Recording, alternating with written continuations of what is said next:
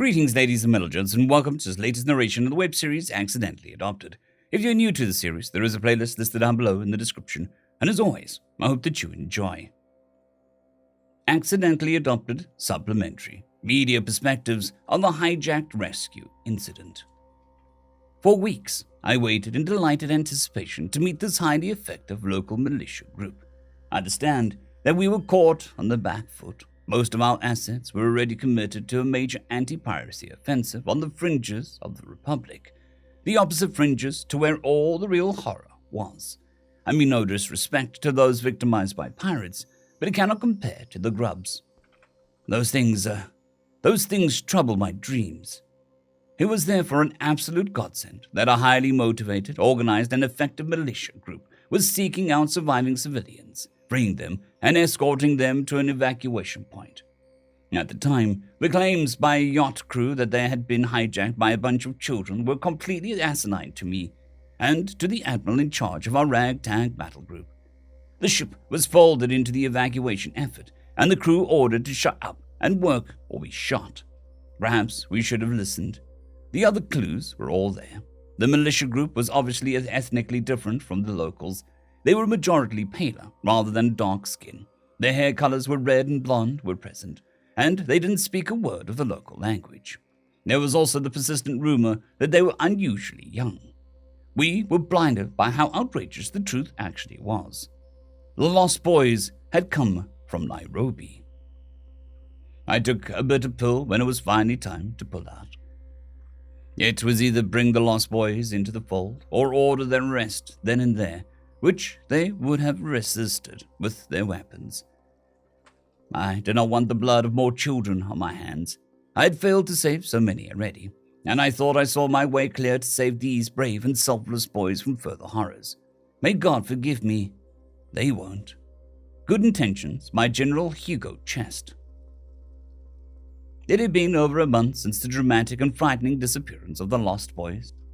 When the convoy from Nairobi began to disgorge its battered charges, whether from small planet landing-capable ships to shuttles, the hanged refugees had a few names on their lips. Pete. At first, I thought it to Catholic Saint Peter, but it soon became clear that it was a sharp-eyed boy I'd seen watching over the refugees from Ignitia. There were other names: Carlos, Juan, William, Jacques. Others repeated amongst the group of hundreds. Only one was whispered. They whispered in awe when they spoke of the report. There was a young boy, he couldn't have been over 14 years, amongst the Lost Boys, who would have looked out of place if not for his unblinking cold eyes. Still, I thought perhaps with enough encouragement and understanding, he would talk. He had a short temper to go with his stature, though. After only my fourth essay at a question, he answered angrily in perfect Republican battle cant. You want to know what I'm after, lady? I'm after not one more step back. I'm after not one more dead brother. I am after not one more civvy left behind.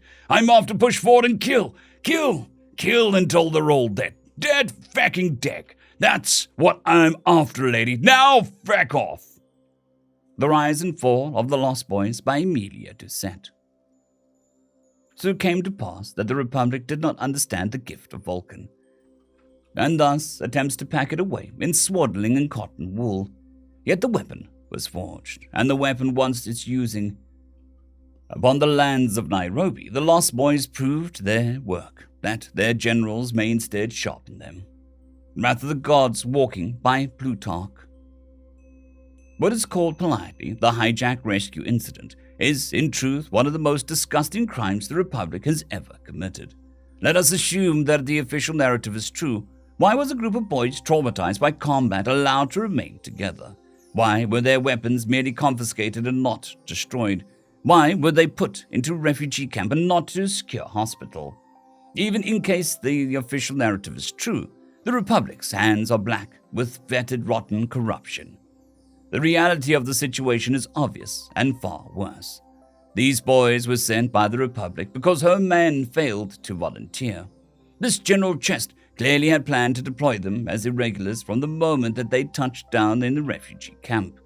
And it is further evidence of the despicable state of the Republic that each trial admitted the clear and obvious crime He should be voided.